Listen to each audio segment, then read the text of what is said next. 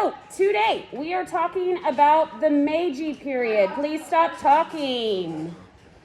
Super rude. Keep your masks on. Great. Thanks. So the Meiji period happens from 1868 to 1912. Okay, it's not a very long period of time, but it is the most dramatic period of change in Japanese history. So we have a lot, it's pretty dense in terms of politics in particular, because a lot happens. So unfortunately, there's not going to be a lot of art or pictures during this period because not a lot happens in terms of art development. However, there is a ton to talk about in terms of policy changes and the structure of the government. All right. So brief overview of kind of what's gonna happen. It's also known as the Meiji Restoration, or at least the first part of it is known as the Meiji Restoration. Why restoration? Yeah. But we're restoring something that used to be. The imperial power. Yep, exactly. So it's a restoration of the imperial power. Yep, shogunate out, emperor back in. Okay. Well, it's just different. I don't know right is the correct term, but it's definitely different. Less violent for sure. Yeah. Mm-hmm. Yeah, not multiple millions murdered. No big deal. So it's marked by westernization and modernization of Japan. Westernization being really key here, right? So why is Japan all of a sudden westernizing?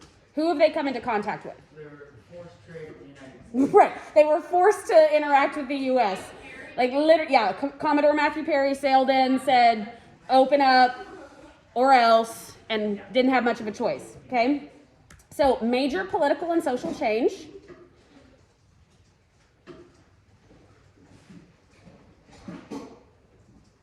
And the events that take place during this period are what kind of paves the way for Japan to become the international powerhouse that it is before World War II, prior to World War II being the key. And once again, it begins with the Meiji Restoration. Global's allowed to have tea. They have a tea cupboard. That's what you're seeing. Yeah. Yes? This is just an off topic. Mm-hmm. Does the imperial family keep having, like, people blend in with them and try and take power? Or is that not? You mean the families that kind of like try and attach themselves to them? No, that's always going to happen, but it's the imperial family has power during this time, but you're going to see really quickly that this is where the parliamentary constitution comes in. So the emperor is still largely a figurehead after the first 40 years of this. So it's not really. That doesn't happen as much because he doesn't really wield as much power as he used to. Okay, questions so far?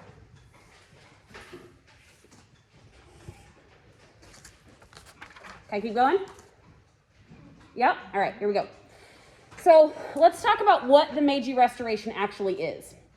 So January 3rd, 1868, an army led by the two clans that we talked about last period, the Choshu and the Satsuma, they march into the imperial city of Kyoto and they announce that the Tokugawa shogunate is done, which is largely ironic because why? Look at where they went. Is the shogun there? No, the shogun's in Edo. The shogun's not in Kyoto, so they're like, great, you should probably go find him in Edo and tell him that. So it's kind of awkward, super weird. But again, the shogun hadn't really had any real power for quite a few years, so it's pretty much symbolic, and it was more stating to the emperor, who was 14 years old at the time, that you're in charge now, okay? So they proclaimed the young Emperor Meiji ruler of Japan. His name was something different up until this point. They renamed him Meiji at this stage because it's like hope and light. That's what they wanted. And Tokugawa Yoshinobu wasn't super happy about this, obviously, but he couldn't really do a lot because he didn't hold a lot of power. So he mounts a very brief, very lackluster civil war that ends in his surrender to the imperial forces in June of 1869. So it doesn't last for very long. About a year and a half, and he's like, never mind, you can take it.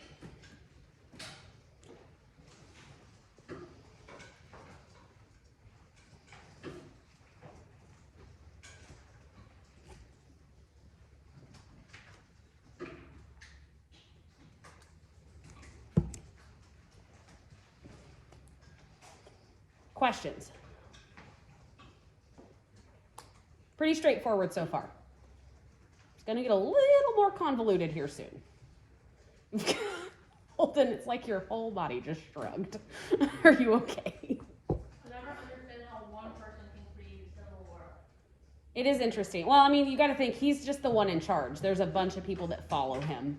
So, Yeah. if someone, yeah. if someone was like so-called in charge of me and said, like, you need, like, president, for example. Yeah. You need to go do this, he's like, Right. But look at what literally just happened in February of this year. When you get a charismatic leader, people will do pretty much anything for them, whether they're right or wrong. They have the power to move people in ways that aren't great. Yeah, that's insane. Yes, I agree. Because I think you and I both have the same personality where it's like, so no, I'm not going to do that. Yeah, I'm very stubborn. Yeah, but not everybody's like that. Some people like to be led. They don't want to think for themselves. Yeah. So it is what it is.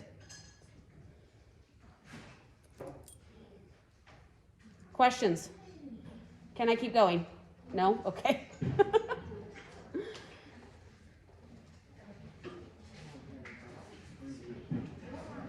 What are you eating? It's a weird package. Annie, what was that? Oh. Okay, let's keep going. So the big question is why now? We've had the same situation going on for quite a long time, and all of a sudden people are fed up. So why now? I'm actually asking you this. Why did people decide, why did these two clans decide we're done with the Shogun? The Shogun went away. He was still there, but this is like, He had lost a lot of power.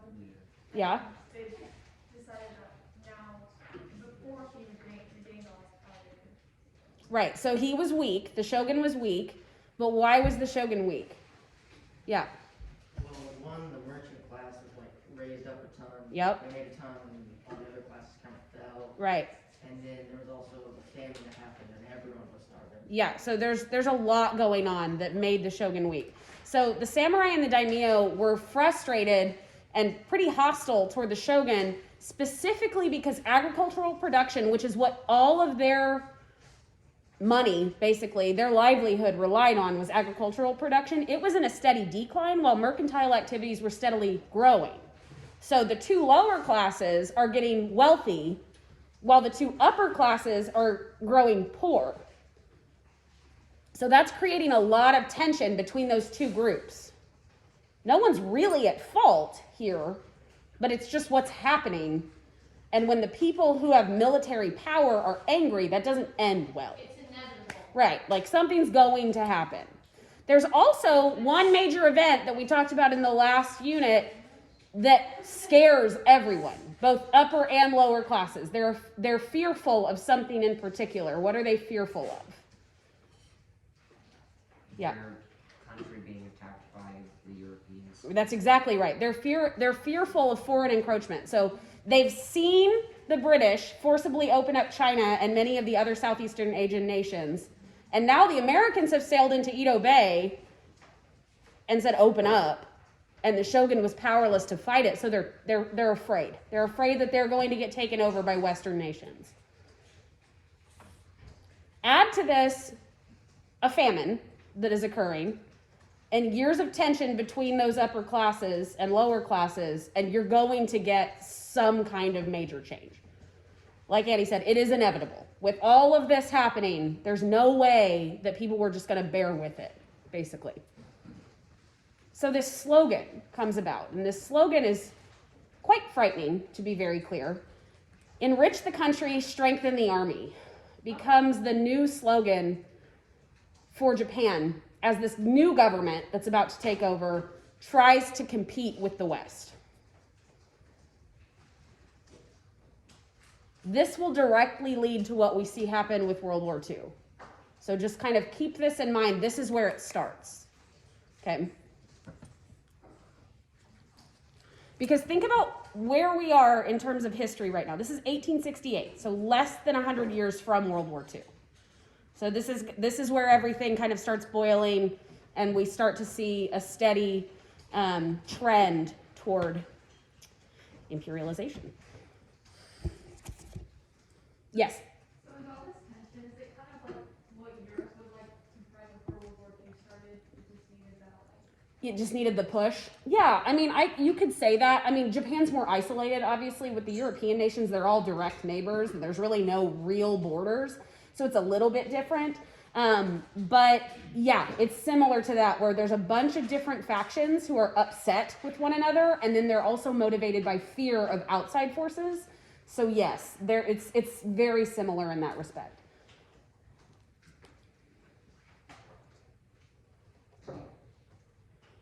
Anything else? Questions? You guys are still writing. I'll give you a second.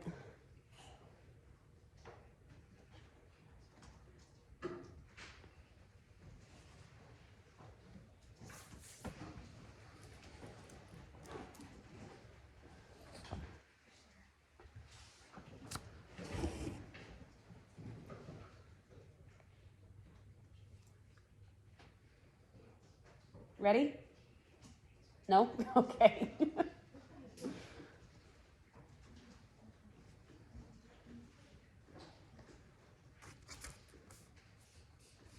It's weird taking notes on the computer, but I realized after yesterday, Uh-huh. not knowing how to read my own handwriting Was maybe a little bit of a It problem. was like a mindset that I just realized this is not good.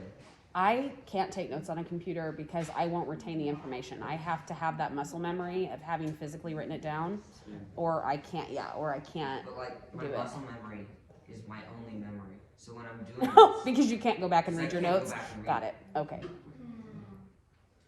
Well, you'll see which one works best soon, I guess. Yeah. It's a good thing to figure out now.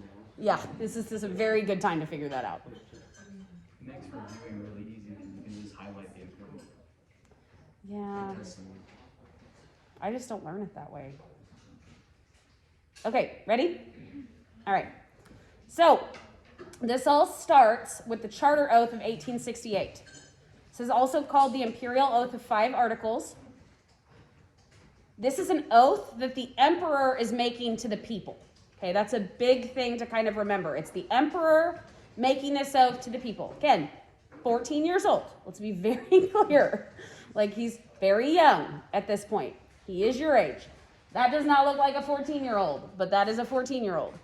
Okay, they tried to, it was funny, and look how Western they look. Like, the women are all in Western clothing. The men are in, like, American or European style uniforms. Like, it happens fast. We go from your traditional samurai style, Edo clothing, and then all of a sudden to, like, British military Kind of uniforms. like it. That's weird. It's really strange. What's gonna throw you is the ukiyo-e style of printing is still very much a thing, but the people are no longer in your traditional kimono and like yukata. They are in Western style clothing. It is uncomfortable.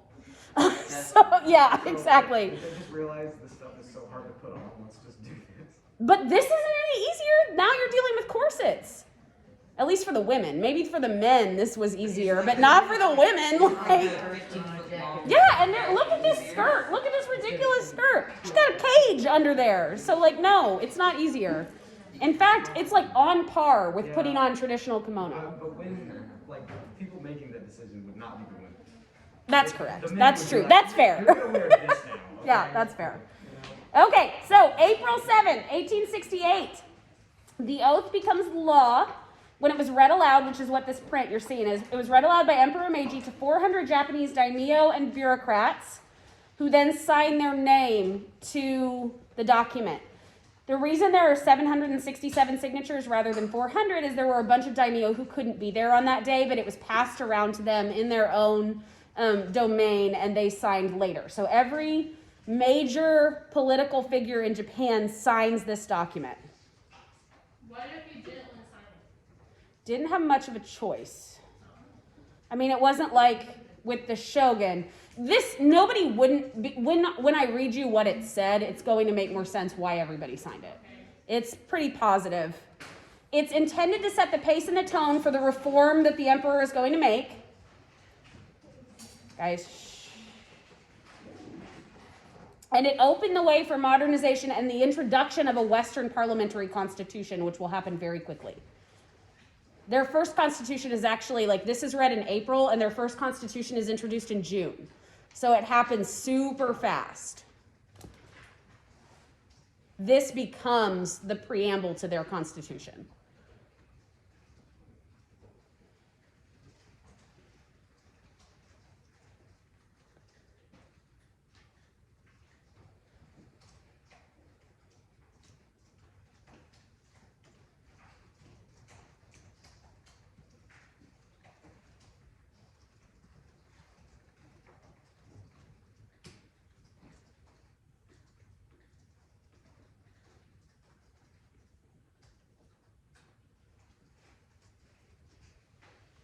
I feel like I'm learning about a different country right now. It doesn't feel like Japan, does it? It's all of a sudden feels like a European nation. And that's intentional. I mean, they are westernizing fast. Bethany, what's up? I think it's like we've never really had like specific dates like April 7th. Yeah. We always just had like June or Right. It just gives a month. Yeah. Yeah, I like how we have like April 7th. Yeah. We're in the time period where record keeping is much more common. Well, and they were keeping records prior to this, but the problem is because of fire in Japan, the prevalence of fire, we don't have a lot of them. So, yeah, everything burned multiple times over. It's what happens when you build things with paper and wood. I mean, you guys, that video that we watched about Hokusai, did you see how fast that paper screen door burned? It was wild. I mean, it's like seconds and it's gone. You're like, oh. He got his paintbrush though. Yeah, he got his paintbrush and jumped out that window. Your husband. His daughter had her paintbrush too. That's all they had. They bailed with their paintbrushes. Yeah, it did. It definitely said they were almost naked. I Yeah. wonder, I have a question. Yes. Do the British call them EJs? No, probably. The British just don't like to pronounce things correctly. It's a good time. See, I wonder if Hokusai's first thought was, where's my daughter? Paintbrush. 100% paintbrush. All right, guys, here we go. You are clearly ready. So let's read what the oath actually said. 5 articles, meaning 5 main things that it lays out. And here they are. We're going to talk about them one at a time. Oh, we're not, apparently. Hang on. Yeah, exactly. Psych. Let's see what happens. Why did that do that? Ay. There we go. Now we're going to talk about them one at a time. There we go. Okay. So, deliberative assemblies shall be widely established and all matters decided by open discussion. Great. What's that mean? What does that sound like to you? Freedom of speech. Okay, so deliberative assemblies are established. What does that mean? No. Groups of people. They basically made a parliament. They're making a parliament. That's exactly what it is. This is establishing a parliament. So people, specific people, are being brought together to have discussions on all government decisions. So they're creating a parliament. Now, here's the deal. This is promised in 1868. It doesn't actually come to fruition until about 1890. But this is the first step toward somewhat more equal representation for everybody in government, right? It takes them a while to lay out how these people become part of Parliament and to actually gather the Parliament. But it's the first step. 22 years, but they get there. Huh? Do we still hate women? Yeah, we still hate women, apparently. Like, Japan isn't great with women now, let alone then. Yeah. I was about to say, aren't women like the ones? Women are still, yeah, I mean, they are just now kind of experiencing their first kind of women's rights movement. It's not common. Women are still in a very subservient position in much of Japan. So, okay, yep. Okay, second, All classes, high and low, shall be united in vigorously carrying out the administration of affairs in state. I like that one. So what does that mean? Are they getting rid Sort of. class? Yeah, exactly. They're abolishing the class system. And then the third one goes right along with it. All classes shall be permitted to fulfill their just aspirations so that there will be no discontent. What does that do? They can do what Do what? they can do the job they want to They can do the jobs they want to do. Remember that during the Edo period, even prior to that, the shoguns locked in class. Which shogun in particular locked in class system and why? Hideyoshi. Why did he do that? He was afraid some people Rose up. Yeah, because he was a commoner who rose up through the ranks and he didn't want anybody else to be able to do that. So this is breaking apart that class system that has been around for a long time. Not only the feudal class system, but that very strict, you have to do the job that you were born into, and you cannot move in or out of that job. But remember that they weren't only locked into a job, they were locked into a location because of that. Ieyasu was the one who put into place, if you are a merchant, you stay in this section of the city. If you are an artist, you stay in this section of the city. If you're a samurai, you're over here, and there is to be no intermingling. So that is also broken apart with this third one. So not only are you allowed to do the job that you want to do, but you can also move where you want to move. So there's a lot of shifting and moving throughout all of Japan as well as within the cities because of this. Questions so far? So we've done two things. We've established a parliament, or we've promised to establish one, and the promise of class distinctions being obliterated has just occurred. Okay, now obviously it's easier to say this than actually do this because we're talking about thousands of years of tradition.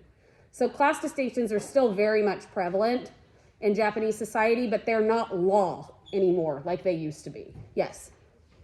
I'm assuming that they didn't do this without some force. We'll get there. Things get a little muddy, of course, as to be expected. There is some pushback, specifically from the upper classes for obvious reasons. But we'll get there. Okay, number 4.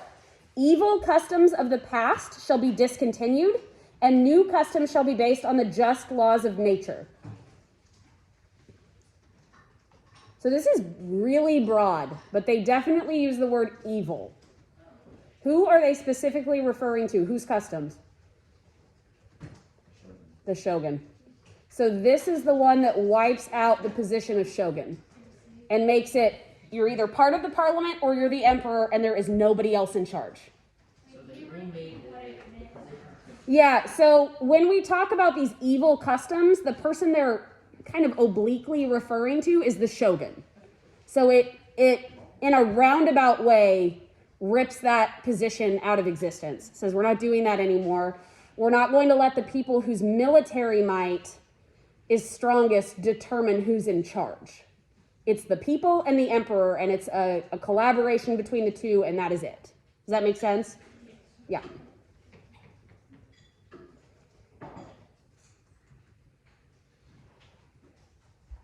Okay, and finally, knowledge shall be sought throughout the world in order to promote the welfare of the empire. This one's an interesting one and a very new one. Up until this point, has this been allowed in Japan? What does this mean? What are they saying? Knowledge shall be sought, let's see if I can talk, throughout the world.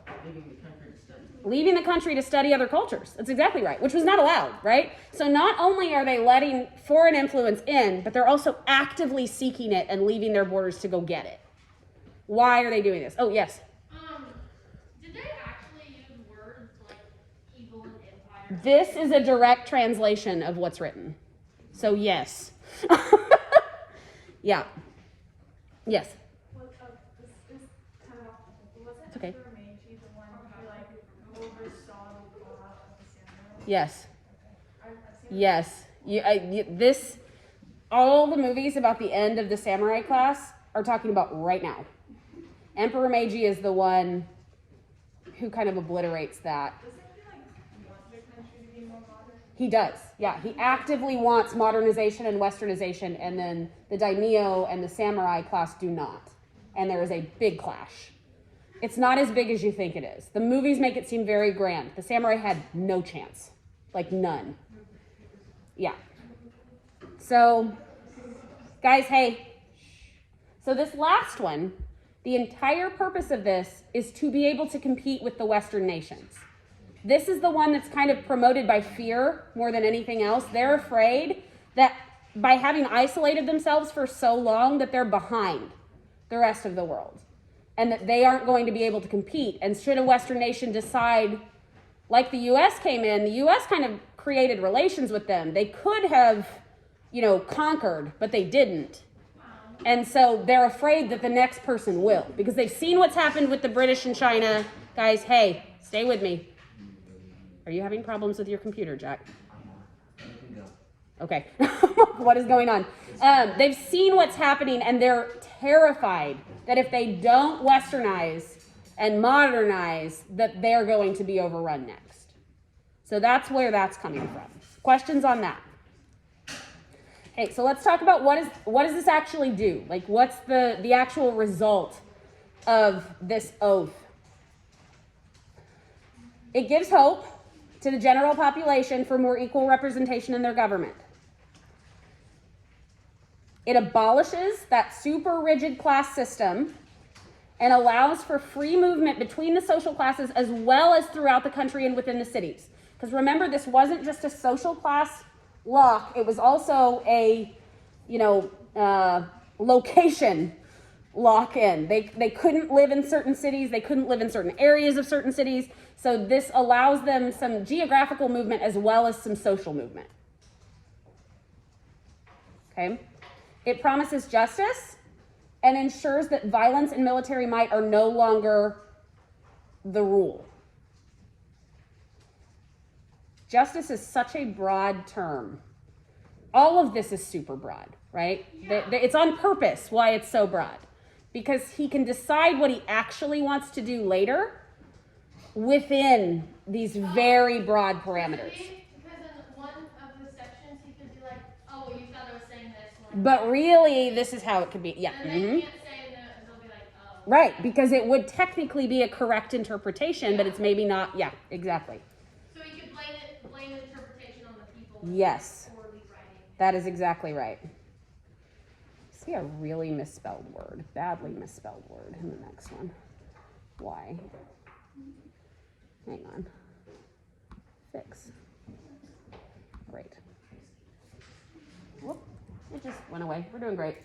Okay. It also opened up Japan to foreigners and foreign travel in an effort to become more relevant on a global scale. Like we said, in an effort to stand equal with Western powers so they do not get overrun.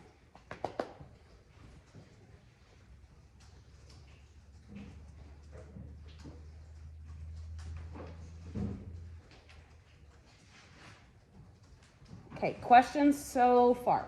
Yes, ma'am. Is America at this time considered a Western power? Mm-hmm. Yep, America at this point is considered a Western power. Specifically, they're the one that Japan is most concerned with because they're the one that's literally forced them open at this point. They have also obviously had relations with the Dutch for forever. They're the only ones that continued that for the entire time. But the Dutch haven't been particularly violent toward any other nation, so they're not really worried about them. They are concerned about the British. They'd had relationships with the British and the Spanish before, and those didn't end well. You remember like the ousting of all the priests and specifically the issue with Christianity, several hundred years ago. So they're not real excited about starting relations with them again. But then remember that tricky clause in the Kanagawa Treaty that the U.S. put in there that said the most favored nation would always be the United States. So anything they grant to another foreign nation, they also have to give to the U.S. So the emperor is not happy about this thing that was signed without his consent, right? This was signed by the shogun, not by the emperor. So they're worried about that. The U.S. is by far the one that they're the most concerned about because of that clause. So what would What does it involve? No, like when is it into the West? It's not for quite some time. So it's one of the main things that Japan is upset with the U.S. on leading up to World War II. It stays in place for quite some time. Yeah.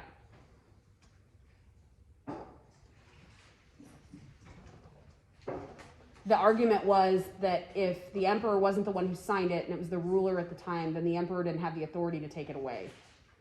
So it's a real tricky political situation, and Japan wasn't in a military position to deny that at the time. And then when they are, you know, in the late 1930s, early 1940s, then that's where we get World War II. Yeah, When did they completely get rid of that? they can't. That's what we're asking. Like, you mean now? Yeah.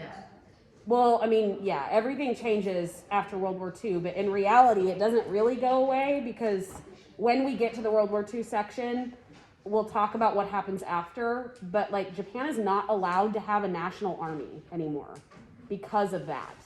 So we are still very much in control of their military to this day. There are bases all throughout Japan. It's not great, to be honest, but there's a reason for it, yeah. On a different note, like abolishing the class systems Uh-huh. and stuff probably got like the common people a little bit more on the side of the new government. Of the emperor, that's exactly Yeah, right. Kind of like. And they greatly outnumber the others, yeah. The people who were kind of skeptical of the change Uh-huh. probably were swayed by Yes. being able to not be. That's exactly right. The only people, so looking at all of this, guys, the only people that are going to be upset are the daimyo and the samurai, right? Like, those are the people who are potentially losing power here. Everybody else is real excited. But the daimyo and the samurai are like, whoa, wait. So there is going to be some backlash. Ready? Ready. Okay. 1868. The imperial capital is officially moved from Kyoto to Edo. So we know that the capital, quote unquote, has been in Edo for the last couple hundred years, but the imperial capital, where the emperor lives, has always been in Kyoto for like a really long time. Like Kamakura period, long time, right? Ages ago. What does Edo's new name become? Tokyo, which means Eastern capital. Remember, Kyoto means capital city. It was called Seikyo for a while, which is Western capital, but now it's Edo to Tokyo. Tokyo is Eastern capital. Because Kyo is capital. Okay? They start the dismantling of the feudal system with a major reorganization. So we've been in feudal Japan for quite some time, like hundreds and hundreds of years. Now it's going away. It starts with, in 1871, the domains, so the plots of land ruled by the daimyo, are abolished. So all these clans, all these hereditary clans who have spent hundreds of years marking out their territory and fighting about these lines, none of it matters. It's gone. And they establish a prefecture system that is still in place today. This map doesn't look any different than the prefecture map we filled out at the very beginning of the year. It's exactly the same. So 1871 is when the prefectures are established. So this is the big one that makes the daimyo real mad. Like, real mad. And then, to top it all off, all class privileges of the feudal system are abolished. So if you were in the upper class, nope, gone. Everyone's equal. If you're not the emperor, you're a subject, and there is no difference amongst you and the lowest. So now the merchants and the artists are on equal footing, politically speaking, with the samurai and the daimyo. Yes? What about the other, royal families? They're just around. Positions change at all? No, because the emperor, that system has been going on steadily kind of in the background throughout this entire time, and nothing really changes with them. Just nobody was paying attention to them for hundreds of years. They've just been living in Kyoto, doing their own thing, kind of operating as an independent daimyo, they're still the emperor, they're still the royal family, but they didn't really have any more or less power than any of the other clans, and now all of a sudden they're re-elevated. But that chain of succession, they've been carrying that through the entire time. Nothing's changed.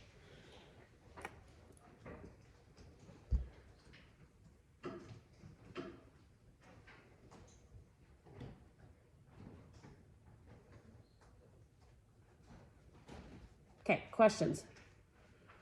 Okay, keep going. Yes? Okay. So here's another big change. There's a national army. In 1871, a national army is formed. This is new, right? We've had all of the daimyo with their individual armies. We've had the shogun with his army. This is everybody, okay? They've tried this before. You guys remember at some point they tried to have a national army where certain people would have to come serve. This was pre-shogun era, and it didn't work, but they're bringing it back. They're trying it again, okay? It's strengthened 2 years later by universal conscription law. What does that mean? What's conscription? Like a draft. It's a draft. It's exactly right. What is universal conscription? Everyone. Everybody. Yep. Yes. Is that what you were going to say? Yeah, exactly. So military service is compulsory for all male citizens. Yes. Required. Yeah.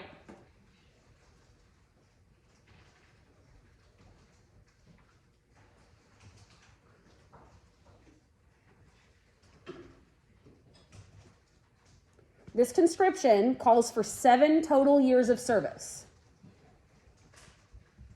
3 in the regular army, 2 in the reserve, and then 2 additional years in the second reserve. Do you guys understand what that means? So 3 years on active duty. You are stationed somewhere, you are performing military services. Then 2 when you're at home, but should something happen, you get called immediately into service. Then 2 in the second group that gets called in. So if something happens, that first reserve is going to get called in first, and then if it's a really big emergency, then the second reserve comes in. So that's kind of how it works. It's almost like weaning them off of active service. Does that make sense? Okay. In addition to this, all able-bodied males between 17 and 40 are considered members of the National Guard. So if Japan gets attacked, everyone comes to serve.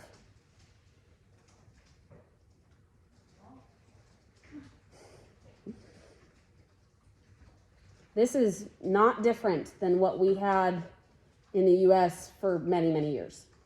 This is a pretty common thing, and many countries, especially in Asia, still have universal conscription. Korea in particular, South Korea has a pretty standard universal conscription law where, males graduate, and females too, actually. I believe in Korea now it's both, but you graduate high school and then you can either choose to do your service immediately or you can delay it after college or whatever, but you've got 2 years that you have to complete at some point in the military. I know in Korea it used to be the males went into direct service and the females went into the reserve or did military training while they were in school. It's changed a lot in recent years, so I'm actually not sure what it is anymore. My nephew is a dual citizen from Sicily, and Sicily also has universal conscription. And even though he has never been to Sicily, because he is the son of a Sicilian citizen, he has to go serve 2 years in the Sicilian military when he gets out of high school. Yeah. Is this the nephew that we don't like? No, I love this nephew. He's my fave. I like all of my nephews. It's not that weird. Which one do you not like? Or was that a cousin? It's cousin. I don't know, like, Yeah, that's my cousin. He's the worst. My nieces and nephews are fabulous. My cousins are not. I have a cousin who is the leading Ozzy Osbourne impersonator in the United States, and it That's is hilarious. awful. Yeah, I mean, His name is Mac Mullins, and he is the worst human I think I've ever met. I mean, it does take a special person to Yeah, impersonate the person. to do that for a living. Yeah. Okay, are we ready? We got one more slide before we're done today. Just one. You guys should be very proud of yourselves. You've gotten through 10 today. Don't tell me that it's one of those texts. It's not, I promise. It's not. I'm too, like, No. caught up in No. Okay, so questions about the National Army so far. Now, obviously, there are going to be exceptions to this, right? This whole, like, all male thing. There's no way that they're going to have people who are not eligible, okay? Let's talk about the exceptions. Get ready. Criminals. You don't serve because we don't trust you with weapons. That's fair. And this is something, guys, remember, this is something that I didn't mention, but remember during the shogunate, only samurai were allowed to carry weapons. Remember that they had taken arms away from all of the lower classes. So all of a sudden, people who for hundreds of years had not been allowed to own weapons at all are being given them as members of the National Guard. So the samurai are freaked out, but we're doing fine. And they don't know what to do. The physically unfit. Well, that's annoying.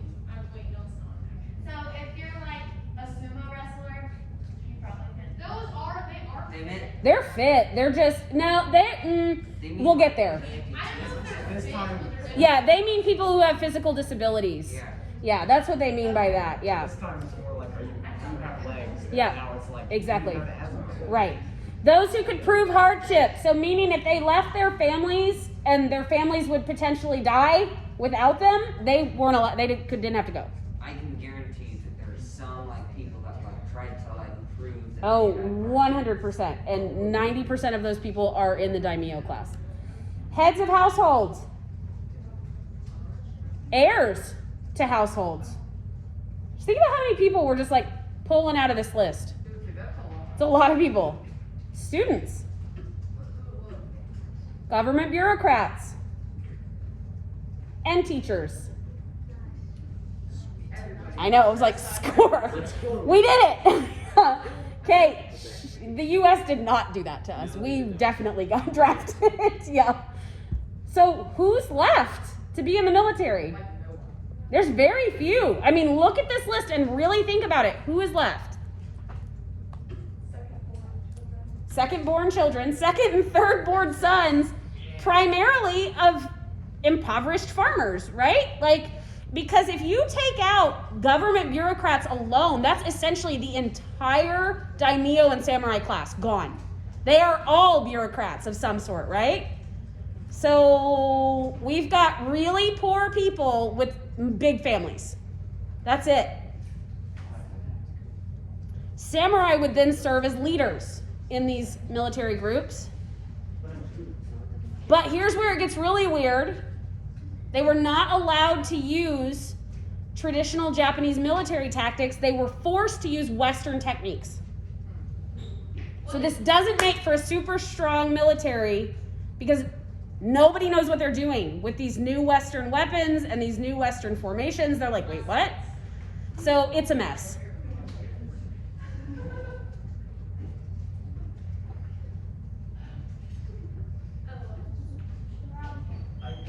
In Japan during war, it was like, if I'm alive and you're not, I'm in charge. Right. During Western wars, it was like, all right, so we gotta stand in this field, look at each other. Right. I'll tell you when I'm gonna start, and then we start. Yeah, it's really bizarre. There's this like set of rules to Western engagement that don't exist in Eastern engagement. Like there's a lot of, you know, clandestine things that happen with Eastern fighting, and if you can get it done in the middle of the night quickly and quietly, that's what you're gonna do. But there's like these rules of decorum. Yeah, it's like etiquette, and it's bizarre. Also, this whole straight line, no. It's the reason that the Romans and the Greeks had so many problems when they first met is because the Greeks fought like Easterners and the Romans fought like Westerners, where there's rules and you do this and this is the only thing you can do. The weapons might be stronger, but the tactics are stronger over here, so it's a bizarre balance. Okay, any other questions? Hey, stay with me for just a second. Any other questions? Okay. This is where we're going to stop today, but before you put everything away, next week, again, weird week, we will lecture on Monday. We'll I'm going to give you some options on Tuesday and Wednesday. I'll probably just show you another film that's relevant to kind of what we're doing on Tuesday and Wednesday, because you'll be tired because we're doing math and science tests.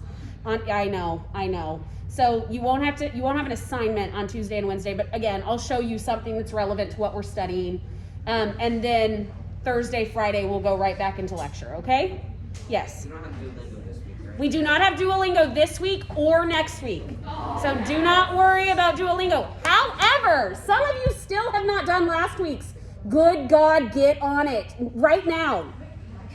I put in grades for it yesterday, and some of you I was like, really? After 14 different reminders, some of you still didn't do anything? Like, come on. Yeah.